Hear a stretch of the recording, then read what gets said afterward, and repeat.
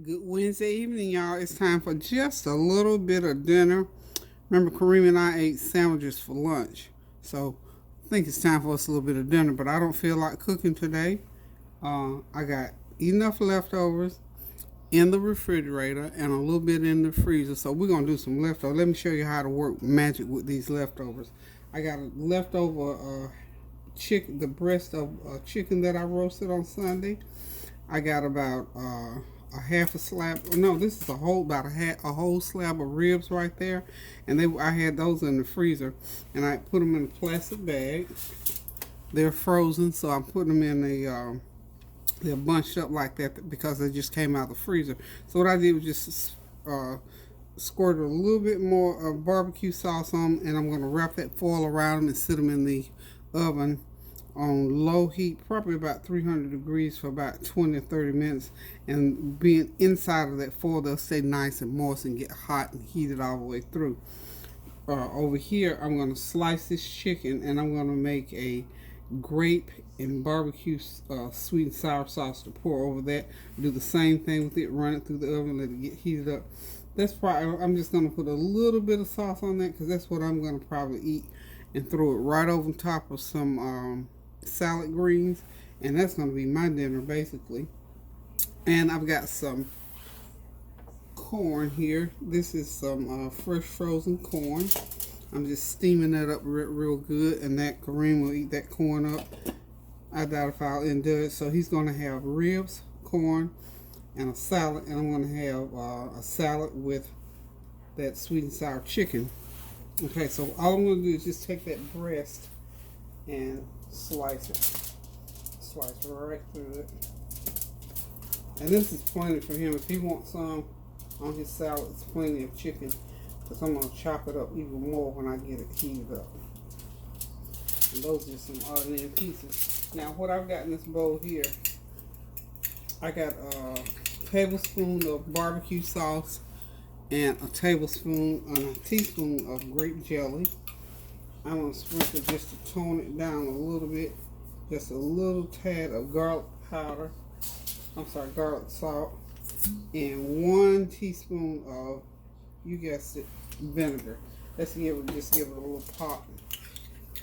Stir it up real good. I'm going to put about a couple teaspoons of water in it to thin it out because I don't want it too thick.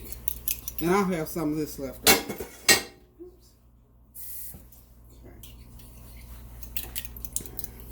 Yeah, this is just a little easy little mixture. You know, I'm always putting stuff together, but I wanted just a little bit of flavor on my chicken, so just a tablespoon of barbecue sauce, tablespoon of barbecue sauce, tablespoon of grape jelly, just a pinch of garlic salt, and maybe a fourth of a cup of water. Just put it in there, thin it out. Okay. I think that's about like I want it. Perfect. And I'm just going to take it now and spoon it right over that chicken. About 3 or 4 tablespoons on that chicken. Not a lot, just a little bit to change that flavor up a little bit. You know how you switch it up. When you're using leftovers, remember, you want to bring them back to life. And that's so I'll use 4 tablespoons of that. And I'm going to build me a little pouch here for this chicken. Just a little pouch here. And make sure, you know, the heavy duty foil is good for this. So just take a pouch and just fold it like so. Turn it up on the ends and run it right in the oven, so when all that chicken is gone, that foil can go right in the trash. So that's my chicken is ready to go in. And let's see. Let's get my ribs ready to go in. That corn, you know, it's just this is 1 pound of corn, so it probably need to cook about 30 minutes. I did not tear that foil big enough, so I'm gonna have to get me another. There it is. I have to get me another piece of foil. And the same thing for the ribs. I've already put a little bit of barbecue sauce on those. And all this is going to go in the oven for about 20-30 minutes, and I'll be ready. So I have to just make sure build another little pot. Because what you want to do is get that steam in there. Now the chicken, I can take that chicken out in about 15 minutes because it's not frozen. So just make it a little doolally like that. And we're going to stick it in, well, 350 degrees, 325 degrees. We don't want to cook it per se. So 325 degrees, about 30 minutes on that barbecue. Let it melt down. Just remember it's frozen. I had stuck those in the freezer, thinking that I was going to just leave them in there. Meanwhile, we're going to leave that corn on.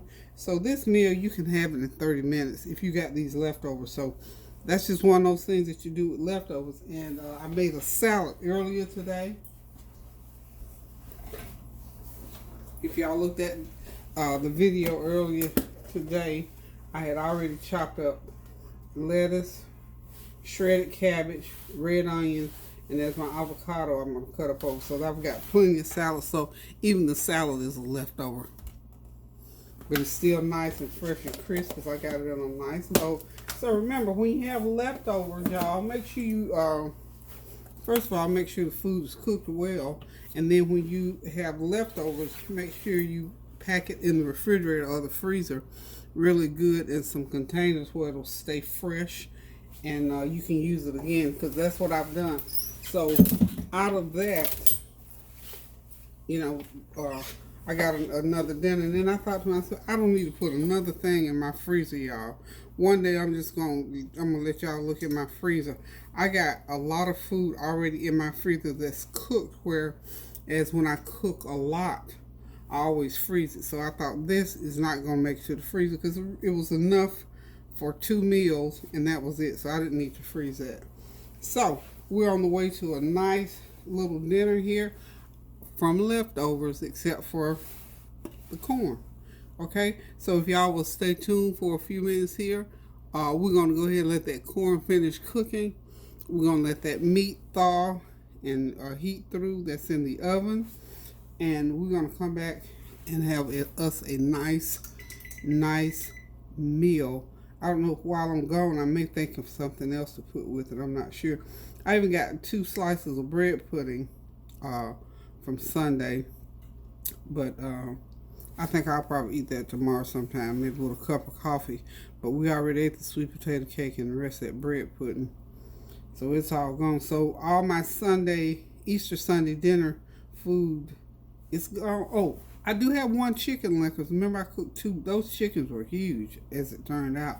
The other chicken, I've still got a whole chicken in the freezer. So one day next week, I'm probably going to put some lemon pepper sauce on that, and that'll be another nice roasted lemon pepper chicken. Like I say, when you're cooking certain things, just go ahead and cook a lot of it, freeze it real good, and get your stock up on your freezer bags, because you know these times that we're going through now, even though we have a lot of time on our hands to cook, we may not always want to cook, or we may cook a meal that's so good we want to repeat that meal again. Now this Easter Sunday meal, honey, I'm here to tell you, that food was real. Have you ever just cooked something that's so tasty you just can't get enough of it? Well, that's the way it is with this meal, because we're still eating the chicken and the ribs and just added some corn and a salad, and we're going to be okay. Hope y'all are having a God bless Wednesday evening. We certainly are. Kareem and I are, you know, of course, locked in. And I am so proud of the way I don't have to stay on him about, look, social distancing, honey. When he goes to work, does his walk, get him a hot shower, come back in here, and he's in for the night. And that's good for a 22-year-old. I'm hoping and praying that your young people are staying in and you're not having to say it to them over and over and over again, because that can be taxing on you as well. So continue to pray without ceasing for all things that concern you. Continue to pray without ceasing about this crisis, especially. Again, I think I mentioned it briefly earlier. So excited that people are saying that they're getting their relief money, and I'm hoping that that those of you who needed it, it would be like that on time, or them on time situations. You know what I'm saying? It didn't come when we were calling it last week, but it got here this week and it was right on time. And as I'm learning and hearing on the news, and from a couple of people, that landlords are being very kind and generous and allowing people to stay on their properties without having to pay rent for 2 or 3 months. That's a blessing, y'all. So please be grateful, thankful, and thank God for that, because these are blessings from the Lord, that we are able to do this. I mean, we didn't bring this crisis on, but we certainly have to suffer the consequences. And I am grateful to see my children are able to survive through this situation, and that my grandson Dexter, he's in healthcare. No, he's not. He's in the healthcare. I'm just losing my words here today. Anyway, he's essential personnel, and he is still working. He and his wife both are still working, so their family is doing well. Except, they're thinking about having to go out and be away from their families and whatever. But they were tag teaming anyway, so I'm glad to know that they're doing well as far as I know, and that they are continuing to work. And we thank them. I mean, these young folk, old folk, or whatever they are, doesn't matter, that are having to get out of here and still work. It's something on your mind. My next door neighbor, Cynthia, my adopted daughter, she has to still go to work, and she has a young daughter. Of course, school is out, so that's not an issue. But most of the people on my street are retired folk. But the few that are still working, are still working. And like I say, every time I go in somewhere, I always thank the people that are still there working, which means that I can go and do what I need to do to get myself serviced. Had to get some stuff from the Walgreens today, and I'm just grateful that those young people are in there working. And the same thing when I go to the pharmacy, my regular pharmacy, I always thank them. And it really uplifts people, because sometimes it's one of those unexpected things when you say, well, thank you for still hanging in there and coming out to work to provide the service that you provide. So it's always good to give accolades and props and Thanksgiving where it's due, because it lifts people's heart in a lot of ways. You never know what folk are going through, thinking about having to come out and work, because sometimes we compare. Oh, they able to stay home, and I have to get out here and still be on this front line. But we are so grateful. Anybody that's listening that is still working, I am. If nobody else in this world, grateful. Peggy Howe is grateful that you're out there, got you covered in prayer, that you'll remain out of harm's way, and that all of us will come through this situation the better. Thanksgiving, looking at life in a whole different way, because we're going to have to, coming through this, we're going to have to look at life. It's not going to be business as usual. There's no way after going through this, because a lot of people who are used to working autonomously, we'll use that for a new word of the day, or for me anyway, to use. Autonomously, to be on your own, do it like you like to do it. But now your shots are not being called through and through by you. You have to adhere to what the powers that be say, and those are, as far as I'm concerned, based on what's going on, it's a good thing. So it's hard to conform and to change like that. A lot of people are still saying they are just bored stiff, if you will. But at the same time, they're becoming kind of getting the hang of it now. So again, that's another reason why when you come out of this being home every day, and for some people it's been a month, there's going to be a difference. There's going to be a shift in how you do things. a shift in how you look at things and people, because we're just going to have to adjust, and this adjustment is going to take a little while. I think all the time about going through my heart surgery. I had to, when that was a change, that was a major change in my life. So I'm still going through changes, and it's over 6 months now. So any big change in your life has its way of just switching your whole life around, and you have to just make some lifelong changes to your life. So just, kind of look at, even though this change is one of the biggest things that I've ever gone through, except losing my husband, I have to say that. You have to just make adjustments. You have to make adjustments to how you live, how you think, if you're still working, how you work, how you even pray. Even your prayer life has got to change. Saints, let me tell you, our prayer life has put us in a situation where we talk about praying without ceasing and praying daily. Oh yeah, my prayer life, honey, I have stepped it up another 100%, based on the fact that I do actually have to pray without ceasing. It's not just lip service. I pray without ceasing. I pray. Before all of this, before my husband passed, I was praying all the time. Now I'm praying even more.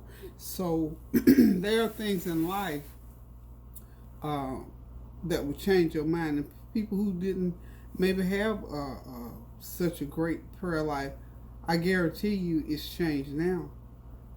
And before it's over with, we all will come to that prayer in our life where we have to pray without ceasing. We have to pray for one another. We have to stand in the gap for some folk. I'm telling you, because now it's about prayer, because we all on a level playing field. And the best thing that we can do is pray, because even whether we got money or don't have money doesn't make any difference, because this thing that we're going through now is one of those things is that we pray that we come out of it all right. And that's a common thread, I think, that runs through this as far as what we can do. It's just to pray and ask God to help us to be mindful of what's going on around us, and to help us and give us a mind, give us wisdom about what we do on a daily basis, and about loving one another, and just that whole concept of life itself for me, and I know many others that it applies to. I lost one of my best friends in life. I lost her day before yesterday. She lived in Atlanta, and I'm not going to be able to go to Atlanta to her services, even if they're having a service. I've been knowing her since, I'll say for 58 years. We were from 7th grade, 6th or 7th grade, I think. Well, 6th grade. From 6th grade all the way through high school, we hung out. We were best friends, of course, when we got grown and married. We went our separate ways, but we remained friends.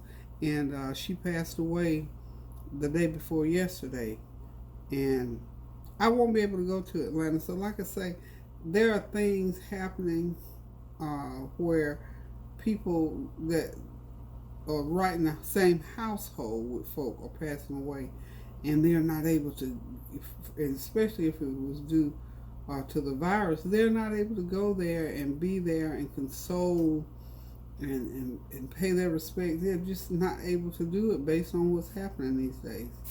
So suffice it to say, praying without ceasing is the order of the day, is what I'm going to continue to do throughout this situation. So I encourage you, I urge you, I implore you, please continue to pray without ceasing. It is the best relief that you're going to have through this crisis. So the food is almost done. It has about another, maybe 12 more minutes, because I had started filming before I actually put that meat in, so especially those ribs. So we're gonna let them continue to cook maybe another 12 minutes, and I will be right back, y'all. Now, if you haven't started your meal and you got it, and if just a couple of y'all in the house and you got some leftovers in, look, go ahead and get them up, dress them up, spruce them up, heat them up, and put them on the table. And then tomorrow cook that big old meal. How is that? Because that's what I decided. I was going to cook this big old meal tonight. I thought, not so. There's enough sitting right in the fridge. Now, my fridge is free of leftovers. So, hang on and I'll be right back. Okay, y'all, here I am. It's back. The leftovers live again. Doesn't that look just yummy, y'all? We're going to have us a little feast off of these leftovers. So don't forget about the leftovers now. Don't count them out when it comes to preparing a meal. Cook those leftovers well, pack them away well in the refrigerator or freezer, whoop them out, renew them with just not just by warming them up, but add a little sauce to them, add a little pizzazz to them, and you can eat them again. So we got some fresh steamed corn that was not leftover, but the ribs, just spruce them up with a little bit more barbecue sauce. Slice that chicken breast up and pour a little sweet and sour grape and barbecue sauce over it. And of course, that leftover salad from this afternoon, we're going to just put some salad dressing on it and keep it moving. So thank y'all one more time for tuning in with me, for listening to me, for praying with me, and for standing in the gap. And remember now, keep those prayers going up so the blessings will continue to come down. Pray for somebody, fix a meal for somebody, uplift somebody with an encouraging word. Run to the store for somebody. Do something for somebody. It'll help you feel better as well. So y'all, love you guys so much. And until I cook again, keep those prayers going up now so the blessings will continue to come down. Toodaloo.